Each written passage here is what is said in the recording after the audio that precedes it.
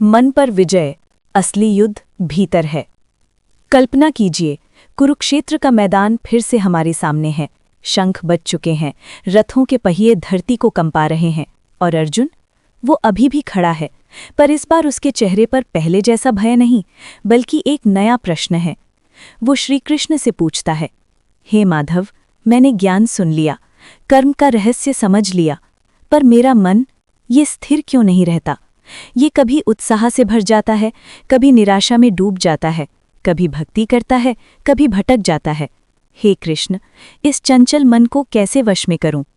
और तब मधुर मुस्कान के साथ श्री कृष्ण कहते हैं, अर्जुन, मन वास्तव में चंचल है, बलवान है, हठी है, परंतु अभ्यास और वैराग्य से इसे वश में किया जा सकता है।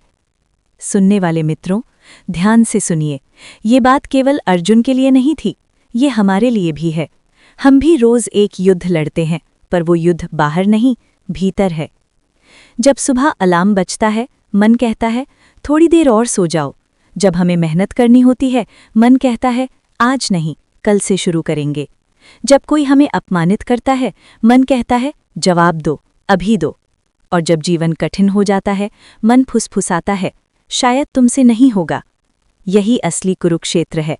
हमारा मन ही हमारा अर्जुन है, और हमारी आत्मा के भीतर बैठा विवेक ही श्री कृष्ण है।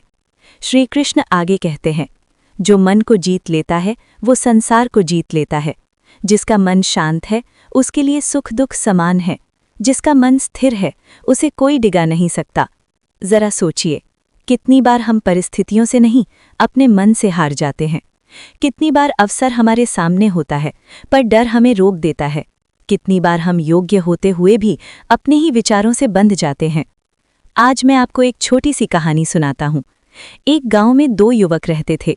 दोनों गरीब परिवार से थे। दोनों के पास संसाधन कम थे, पर उनके विचार अलग थे। पहला युवक हर समय कहता, मेरी किस्मत खराब है, मेरे पास कुछ नहीं, मैं क्या कर सकता हूँ।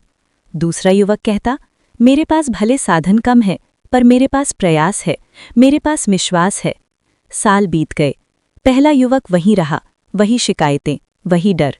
दूसरा युवक रोज थोड़ा थोड़ा प्रयास करता रहा, असफल हुआ, फिर उठा, फिर चला। एक दिन वही युवक पूरे गांव के लिए प्रेरणा बन गया। किस्मत नहीं बदली थी, मन बदल गया था। श्री कृष्ण कहते हैं, मनुष्य स्वयं अपना मित्र है और स्वयं अपना शत्रु। अगर मन आपके साथ है, तो असंभव भी संभव है। अगर मन आपके विरुद्ध है, तो आसान काम भी कठिन लगेंगे। अब सोचिए, आपका मन इस समय आपका मित्र है या शत्रु? मन को जीतने के 3 मार्ग श्री कृष्ण बताते हैं। 1.